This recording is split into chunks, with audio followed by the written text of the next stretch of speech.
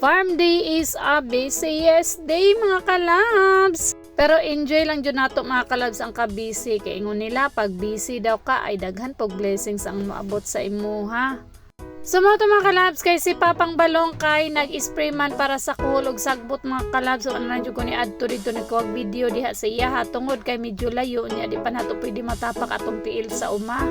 So dali na lang jud mi naghulat sa iya ha. So mao to nagditso na lang pud mi og kaon pagkahuman niya og spray mga kalabs dala istorya kay pagkahuman na mo kaon ani mo ditso pud dayon ni siya sa D6 kay maghatod dito sa traktor kay magpa-tractor pud mi ditong dapita. Bisa pa man sa kainit maghatod sa mga tubig, sa mga balon, noon sa padya ang kinahanglan nila nga mga ihatod mga kalabs labi na ang tubig aron dili sila ma-dehydrate. Hala ako na lang jud na ikalipay mga kalabs. Kay mo na siya sinugdanan mga kalabs. So sa busy jud lagi daw ta, ana gyud daw na siya padung na daw ta mo asin. So tama ba?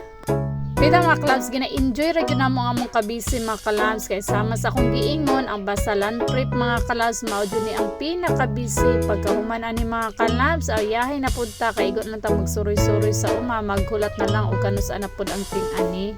Manya si Kuya Jimwell sayo po gani siya nilakaw dito sa lining kay naghatod pud ginagbalon dito sa mga nagtraktor niya ni diretso siya diri sa pawas kay mamilapil unta diri sa area ni tatay kay lang wala na lang pud nang ipadayon mga kalabs kay sunod adlaw na lang.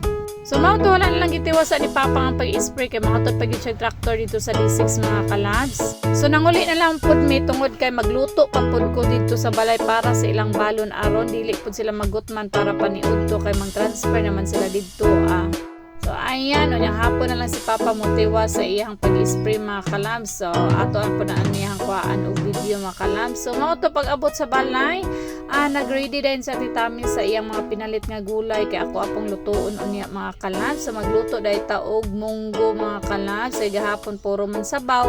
So karon na pod sabaw siya pero dili gyud ingon nga literal gyud nga sabaw tanan.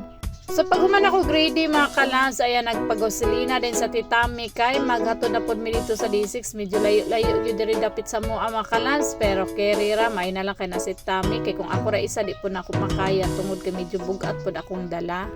So pagpadulong mga kalabs diri mi sa D5 nangagi mga kalabs kay duol po din siya sa D6 so diri nang dapita so medyo layo pang among adtuan diring dapita mga kalabs. So mao to pag abot dayon giditso din ako adto sila papang kay akong tawgon nga maniudto na kay paskabaya nang inita para makarelax pud sila. So kaya akong ginaigian mga kalabs pasalamat po dahil ko anin no ilang Uncle Pedro shout out Uncle Pedro salamat sa imong pagpaagi diri sa imong stockpile daghang kay silang mga prutas diri mga kalabs pero for your eyes only rani kay di man ni atua.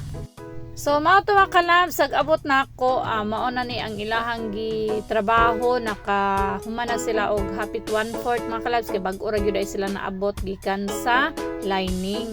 So daghang kay tubig mga kalabs kay naa po'y tubig sa niya. So ingani siya kalawom mga kalabs kay kani man gud nga area kay na area man gud ni siya sa sagingan. So gibalik nila og uma so mao ni siya karon ang ilahang area mga kalabs.